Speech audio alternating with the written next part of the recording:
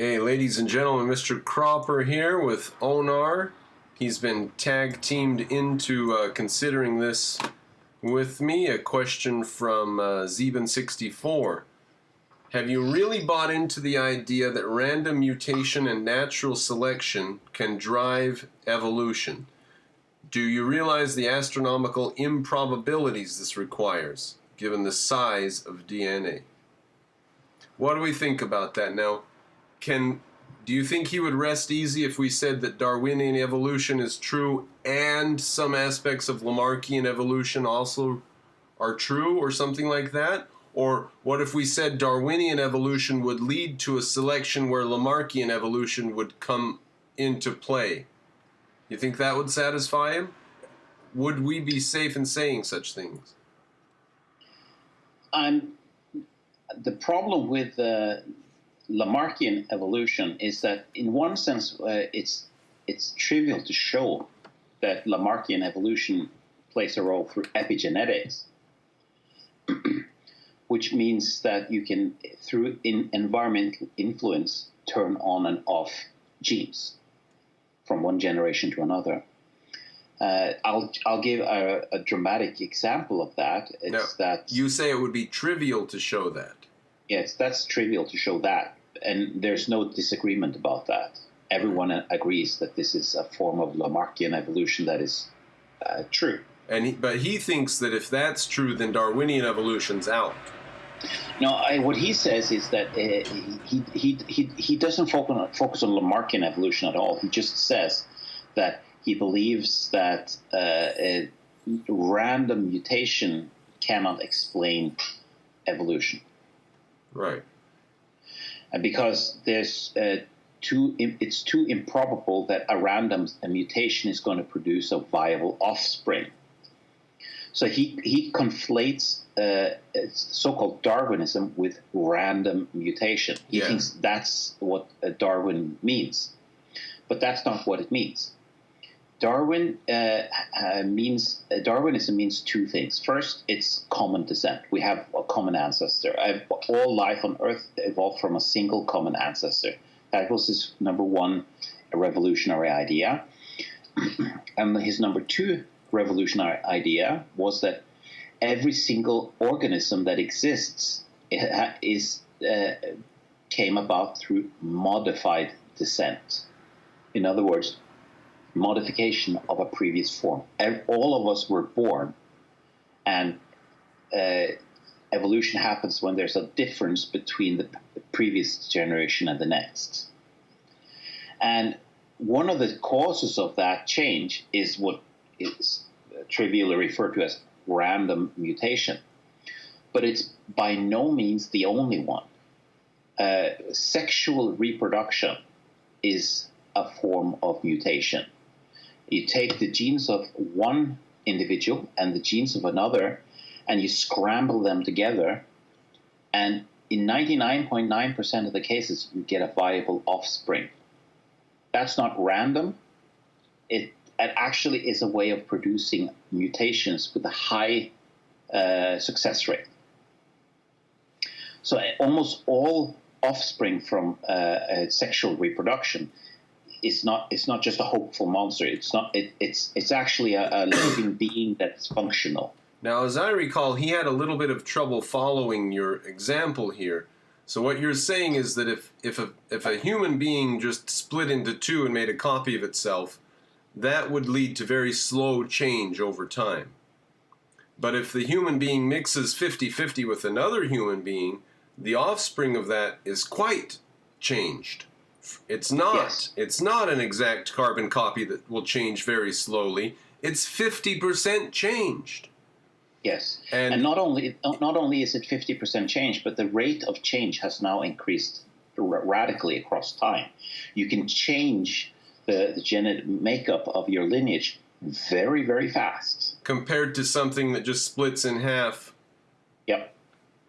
Which changes very, very slowly, which maybe that's why, we had single-celled amoeba for like 2 billion years before. Actually, I think, 3 billion years. 3 billion years for a long time. And all of multicellular life is like 700 million years or something. And sexual reproduction started something like 1.1 or 1.2 billion years ago. And it took off from there. I mean, it's been a rock. Yeah. So all that time rocket, just sitting there in a pool, just reproducing one by one, and then all of a sudden, bam, we got dinosaurs. Until 1.2 billion years ago, 100% of the creatures on Earth were copies of previous copies. And in a matter of just a few million years, sexual reproduction managed to displace most of that diversity with new species. Well, so he's right then. He's correct that random mutation from one instance to the next is really not that impressive, and we don't have enough time to do it. To get all these changes, we don't have enough time for it. That's true.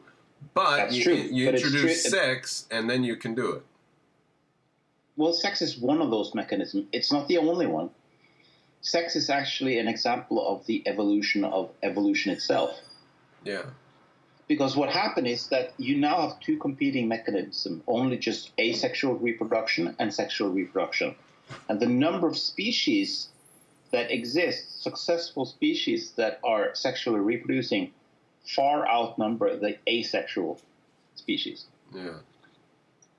So they win. So therefore, natural selection has selected this mutation mechanism. Now, natural selection could come up with, let's say, microorganisms that make copies of their DNA and cut them up and put them on their outside and share them with the other microorganisms near them. And if there's some gene that they find useful to digest the liquid around them or something, they can share it, and the other guys can use that gene without dying and reinventing themselves. And that would come about through our Darwinian evolution, though. Yes, but notice here that it's natural selection. It's a common misconception to think that natural selection itself is very creative. It's not. I mean, it depends on the mutation mechanism. It's the mutation mechanism that's creative. Most of what the mutation mechanism produces is crap. Natural selection is the measuring device. It's the standard of survival, the standard of value, so to speak. It says, here's a new creative thing, mutated being, and it goes through the test. Can it survive? Can it reproduce? If it can, it's gone. So natural selection only checks the viability. It's a measurement process. It measures the viability of a creature. But the actual creativity comes from the mutation process. And what you want is you want to have a mutation process that is as powerful as possible, that you can make as big change as possible, but at the same time with a very high chance of producing a viable offspring. Yeah. So this is, if you put, for instance, radioactive material next to us, we're going to mutate. The effectiveness of that method is very low. The percentage of viable offspring from that type of mutation is almost zero. But the effectiveness of sexual reproduction is 99.9%. Almost all sexual recombination of DNA produces viable offspring. So it's like you have a mutation mechanism on steroids. And that's one mechanism. There may be others. And we're just starting to see evidence that something weird is going on in that the organism itself has evolved certain new methods of creating completely new genes. And it's not sexual. We don't know exactly how it works, but the organism. What, these microorganisms we're speaking of? Well, you can see it in plants too. You can see what this started out when they start with the genome projects, when they started mapping out the genes, not just of humans but of all sorts of creatures. And they found that what they expected was a very nice, like a tree-like structure, where you have an offspring, and in the offspring you see the gene slightly modified from the ancestor, and then another new gene later slightly modified from the ancestor, and so forth. But what they found is that a significant portion of the genes have no direct ancestry or noticeable ancestry. So this suggests that the plants or the organism themselves have the capacity to, for some reason, create an entirely new gene and just test it out to see if it works. Well, Darwinian evolution will have created a mechanism for that to occur. Yes, and my point is, this is still Darwin. This is not intelligent design, because this is a mechanism that has evolved for mutating. And there's nothing that prevents in natural selection for selection mechanisms that are ever more or mutating mechanisms that are better and better at creating new mutations. And now we have ended up with a mutation device that can create such good mutations that every single day we spend all day creating mutations of what the future could be. Yeah. And we make plans depending on what we've created in this little bit up here in the front of our brain. And this is like sex for ideas. Yep. I think Karl Popper said that our ideas compete and die so that we don't have to. Very nice, yeah. And a lot of progress can be made inside of one human being's life. And yes. By the time they die, different ideas can be extant in the culture than when they were born. And it can be... So that just shows that we now have a way of doing, or even circumventing biological evolution altogether. But here's the thing. Sexual selection, that's also a very well-known Darwinian mechanism. And it's basically the female selects who gets to mate. And that's actually a conscious entity who makes the genetic selection, right? So now consciousness has become part of evolution. That's part of natural selection.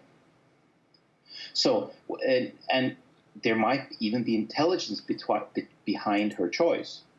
A woman may actually make intelligent choices in selecting a mate. So then intelligence is part of Darwinian evolution.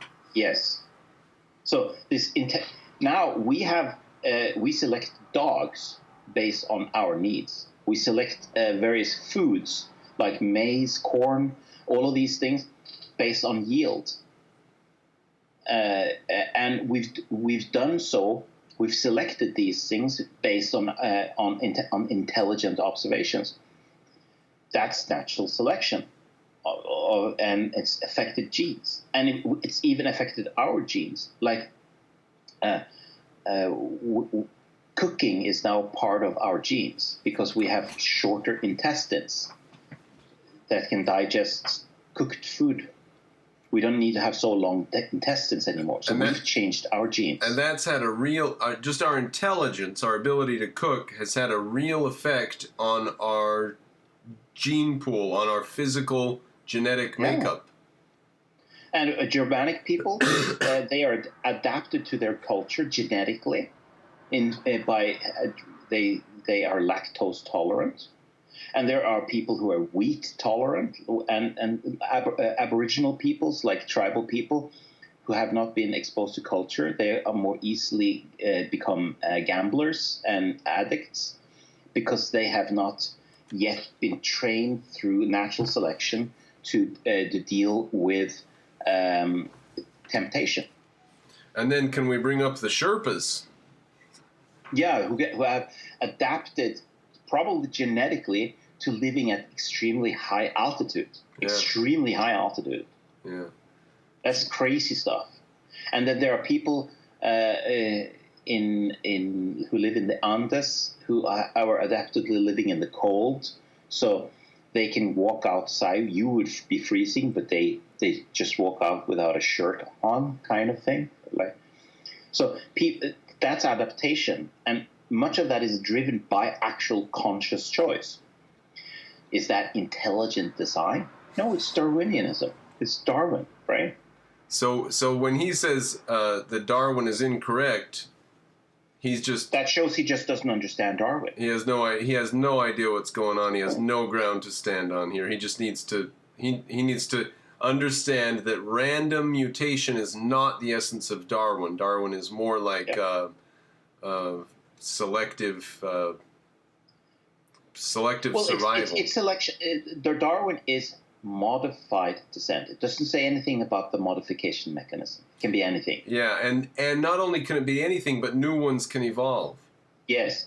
The modification can descend and be modified. Yeah. Sex evolved, and then the brain evolved, and there may be other mechanisms at a molecular level that recombines genes on the fly, almost like sexual reproduction. And notice the miracle it is that you can take two genes from two individuals and just mix them in a way that produces proteins that work, right? What's the odds of that? That's a very low probability of that, but it works because it's a mechanism that has sort of built into it the filtering out the bad versions of it. So it only produces good genes. Now that's one of the things that blows these guys' minds, is that we've got all these mutations that have happened. They don't think we have enough time. Like, we've got a motor inside of us that sits there and produces energy. Inside of each cell, there's a cell that produces energy. There's a cell living inside of a cell. And if we're now going to be even crazier, like you have people like Rupert Sheldrake, who has argued for what he calls morphic resonance, and he's an old-fashioned Aristotelian. He believes in forms, but forms that are in the being itself. So he talks about a kind of memory that's not genetic, but that forms actually resonate across time. So we can have a sort of memory of form outside of that's not in the genes. So among other things, he has claimed that memories, like our physical memories, are not stored in our brains, but it's like a honing device, like an antenna that gets the forms from form space, so to speak. And that sounds really, really woo-woo until you search for people who have basically no brain, but they can still live normal lives. So there are lots of papers on this. People who have basically just almost only water in their head. They have almost no brain, and yet they have an above average intelligence. They have kids, they have a job, they speak normally. That's fascinating. I'll have to look into that. I never heard of such. Just Google, do you really need a brain, or something like that. And then you'll find pictures of these scans of heads that are just filled with water. Wow. All right. Well, I'm going to put it up right now before. Now, if you believe that memories are stored in the brain, that's a big problem. But if you believe that the brain is some sort of antenna device, that works. And the same is true with our bodies. A lot of the structures of our bodies may not be stored in the body itself, but may be stored in some sort of form space that evolves. Well, so is zieben64 going to be happy about that? I think he will be more happy with that, but he doesn't like the fact that that's perfectly within the Darwinian framework, right? Yeah, it's all. Yeah, he doesn't. He can have all that stuff. He can have all the toys he wants, but they're all Darwinian though. It's all Darwinian because Darwin is only modified descent. That's all it is. Not random. The randomness is It can be random, but it mostly likely is not. I mean, it's not very effective to be random, so why not use sex instead? Well, if it were only random, then life would be in about the situation that it was up to the point that sex was invented. Yes. So, which was not very impressive by our standards. So I can just give an example of this strange thing with forms. There has been lots of work done on measuring crystallization. And it's just like a part of the literature. It's not well known, but some materials can crystallize. And like they start out as some kind of liquid, and then they become crystals at certain temperature. But what's less known is that some material is known not to be a crystal for a long time, and then all of a sudden it crystallizes. It just starts becoming a crystal. And when that happens, this has happened all over the world, other places start observing this crystal as well. I don't know what you're talking about right now. Like a salt crystal, right? What do you mean other places start observing it as well? And not other people across other places. Like if someone observes a crystal in New York for the first time, then all of a sudden you get a report from Australia a couple of months later that, hey, we observed a crystal too. The same crystal. I don't know where these are being observed. I don't get it. In laboratories. I know it sounds crazy. Yeah. I don't know what's going on right now. So if crystallization has some kind of form memory, living in form space, and it interacts with the molecules, so that part of the Aristotelian form, I'm talking about the Aristotelian form here, actually brings crystalline structure to a certain kind of molecule. Then once the form has been discovered for the first time, the form exists out there, and now crystals can form. And they happen to do so all over the world. Yeah, I don't know what you've been drinking. What are you drinking over there in Norway? Now, let me give you an example that is more... what the hell? What? Yeah, I know, it's crazy. But here's an example from biology. The cuckoo. The cuckoo. Right? Yeah. Bird? The bird cuckoo. All right. The cuckoo puts its eggs in England. Eggs are put there. Then the bird, the parents fly to South Africa. The parent cuckoos, right? And then after the cuckoo is born in England, it flies to South Africa and meets up with its parents. Oh, okay. Now, how does it do that? Genetic memory? Some form of memory, and it's not genetic. It's not genetic. It's most likely not genetic. Because there are birds, it depends on, like there are some cuckoos that go to other places, they don't go, but the birds, the offspring of that go to the place of their parents. The same is true with salmon that flow upriver, and so they lay the eggs up there, and then they swim out to sea. And somehow they find their way back there. Like many years later, they go and put new eggs at the same place that they were born. How do they do that? No one knows. Well, yeah. They have one behavior written in their genes, and it's to do that. Yeah, but how do they know which river to go up? They go up the same river. So how do they do that? And here's another example. Sheep, so that sheep shouldn't cross roads, they put these bars. Have you seen those bars that if they try to walk in it, they will break their legs? Yeah, cattle are scared of it. And then you just have to paint them on. You don't even have to have the bars. That's right. Now, here's the thing. I think it was in Scotland that this happened, that there was a sheep that suddenly came across the idea that he could roll like a ball over this, and he solved the puzzle. Then, just a few weeks later, farmers in Australia reported that their sheep were doing it too. Oh, no. This is the internet without the internet. Yes. So how do they do that? I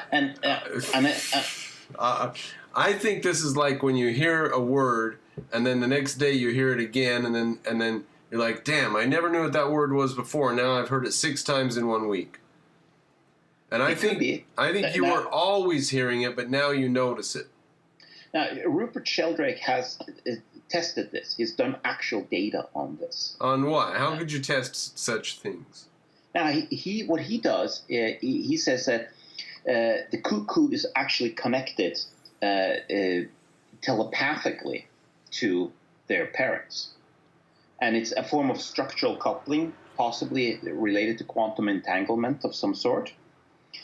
And so he did a test on this. He says, if this is actual telepathy, like if you're casting out your vision out of your eyes and touch things with your eyes when you see them, then it should be possible to notice if someone is looking at you.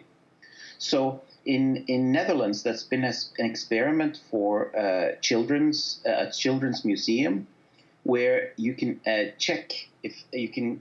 Someone is standing behind a screen that you can't hear them or see them, but you have to evaluate if someone is looking at you or not. In other words, you have to. Is there someone there behind that mirror or not? And it turns out that normally it's 50-50, right? And it's after like 2 million experiments, something like that, it's 51%, something like that, 51.5%, something like that, correct answers. And that doesn't sound like much, but that's actually highly statistically significant. It's like extreme, like this chance of that happen by accident is very, very low. So there's evidence that we can actually detect when someone is looking at us, as the sense of being stared at. And so he did another test. He did phone telepathy, because people report that I was just thinking about someone, and then they called just when they were thinking about, like this. And this can be explained very well by you remember those times, and you don't remember the times when you thought about someone and they didn't call, right? Yeah. So it can easily be explained by that. Yeah. But in order to test this, what he did was he set up exchange students from Australia who were in London, and he then said we're allowed to give them. There was, I think it was one family member. How did this work? There were 4 family members, something like that. Yeah, 4 family members. Yeah. 4 family members was supposed to be given an instruction on to call that person. And the way it works is that a computer randomly chose which of those 4 relatives, close relatives, that was going to make the phone call, right? So they didn't make the choice. They didn't make the choice of who got the call and what time they called. And when the phone rang, the person who received the call was then asked to say who is calling, right? And what they found is that with 4 callers, they were able to get correct 50% of the time, like extremely significant if it was by chance, they should have gotten the right answer only 25% of the time. Yeah. So it's super significant. They did the same test with strangers, and then the result was back to 25%. It was basically just chance. So when they did that experiment with ordinary people that they never talked to, they couldn't, and they were just giving 4 names to choose by. They were not able to guess who above chance who was going to call. But if they knew the person had grown up with them, they were able to connect to predict who they were to a much greater extent. These things, it's believable that we could have some sort of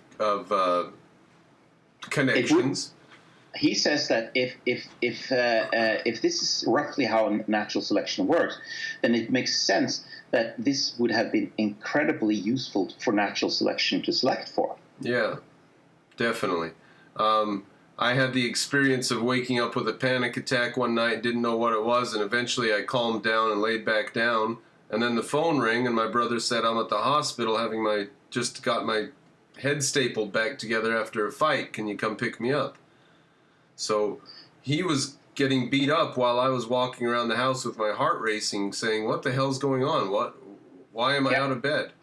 And this is precisely the kind of phenomena that he was trying to test, right? So most of the time you can just explain it by, well, your heart raced one time and then nothing happened, so you don't remember that. So that's a very good explanation, but it's not exhaustive. It doesn't explain everything, it turns out. Yeah. So what he also did, he did an experiment with dog telepathy. Never heard of such. Many dogs or dog owners claim that their dog knows when they're coming home.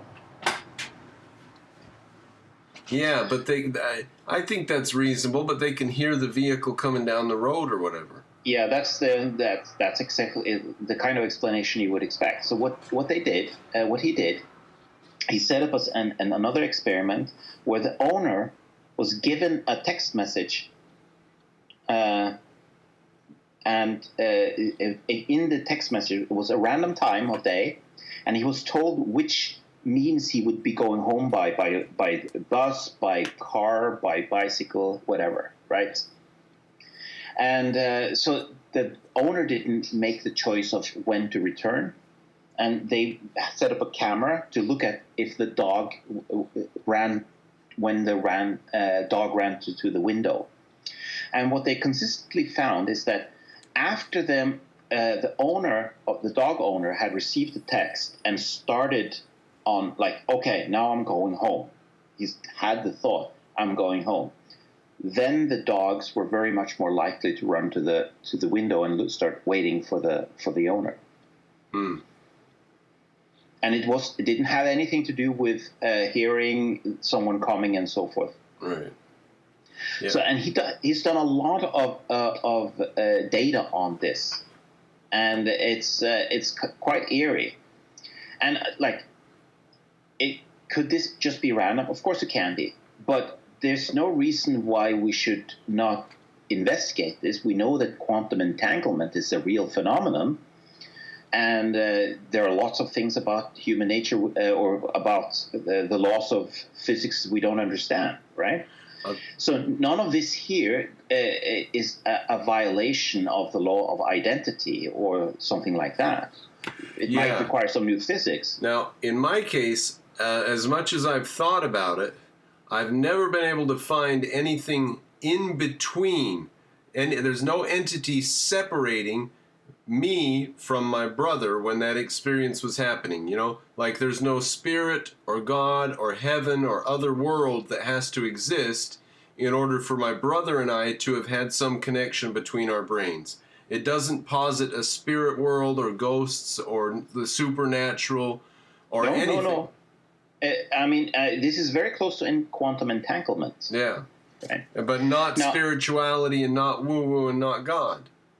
So here's the thing, that an experiment that has been done, and it's been done in various different kinds.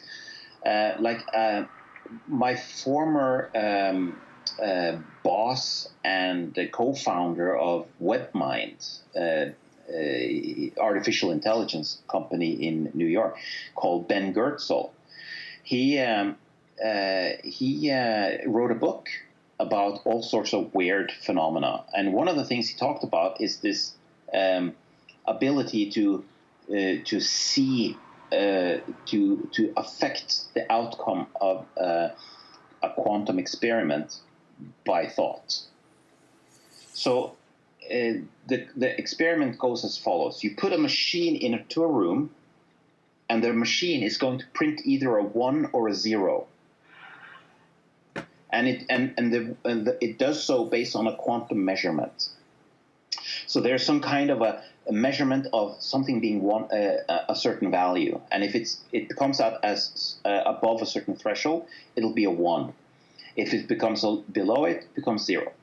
So here's then what happened. They put this into a room, and then they print this out on paper, the 1s and the 0s. And 1 hour later, after it's been printed out, 1 hour afterwards, they set a guy in front of this room and instruct him to say, try to think of there being like many 1s or many 0s. So he has to make a choice. He's going to envision that he sees a lot of 1s or 0s on the paper. And he sits there and does so. And when then they open up and count the number of 1s, and they do this experiment over and over again with many different people, they find that this experiment actually influences the number of 1s and 0s on the paper, even though the paper was printed out 1 hour earlier. And the reason this can actually work is because of quantum entanglement. Because it's like until you make an observation, you have superposition of multiple alternatives. That's basically what happens with the split, double slit experiment. Which of the slits does the wave go through? And you can influence that by making the observation, right? And until you make the observation, it goes through both. So it's in a superposition. So in this... Yeah, I'm unhappy with that explanation, because you didn't observe the one, so you don't have information. I mean, on one of the instances, you didn't observe it, and you say, such happened when I didn't observe it, but you didn't observe it. No. Now, in the double slit experiment, you don't make an observation at the slit, right? You just let the wave go through one of the slits. But what happens is that No, I'm familiar. I know about the double slit experiment. I think I lost you there. Uh-oh.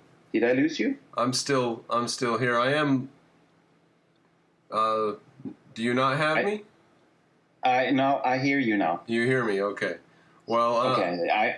I lost connection there for a while. Yeah, I'm familiar with the double slit experiment. I'm just very unhappy with declaring anything about something that you don't observe. I mean, they say we interfered with the measurement in this instance and it did one thing, and then we didn't interfere in the other instance and it did another thing, you know? And I'm just not real surprised. Let's just leave that discussion aside for a second, because, I mean, that is an entire discussion in and of itself. Because I'm not also happy with the double slit experiment, but from a different angle. I accept the findings of the experiment, but I don't necessarily like their explanations of things. But leaving that aside, the point is that this experiment with opening up the door and looking at the number of 1s and 0s on the paper is very similar to the double slit experiment. Basically, it looked like they could alter the number of 1s and 0s on the paper. And they've done a similar experiment with the double slit experiment, where they've asked someone to sit there in front of a double slit experiment and imagine that they can see the photon going through the right slit rather than the left slit. And this actually sitting there and imagining it going through the right slit influences the double slit experiment. So it will show that it will have a higher likelihood of going through the right slit. And what they found is that people who had been trained in meditation, they had a much higher ability to influence the double slit experiment through a thought like this than people who didn't have this kind of training. Now, the name of this guy was Deepak Chopra. Is that who was doing this? No, this I know that. No, that's not it. No, but the thing is, this sounds very woo-woo. Yeah. And I'm having in the back of my mind here that this could be fraud. It could be done measurement errors and all sorts of bad experiments.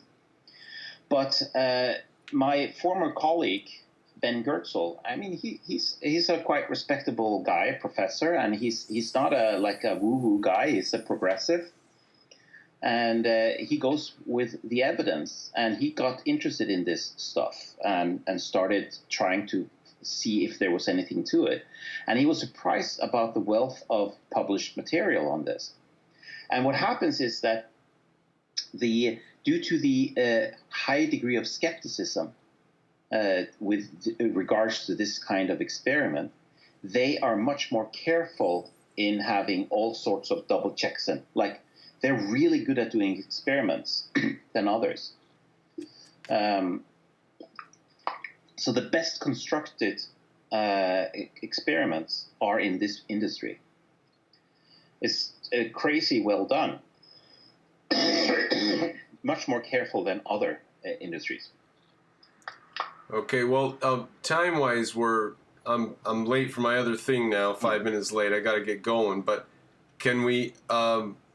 This was originally about evolution and whether or not we can say that evolution is random or whatever.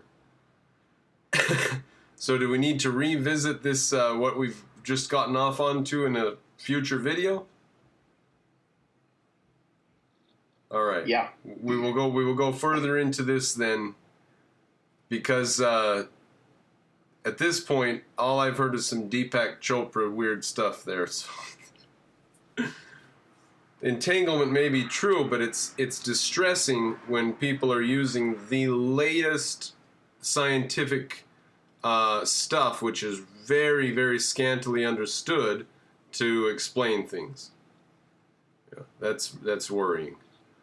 All right. Well, let's draw a line there and declare victory against the guys who question whether Darwinian evolution is real. Absolutely. All right. Thanks, Onar. We'll speak to you soon.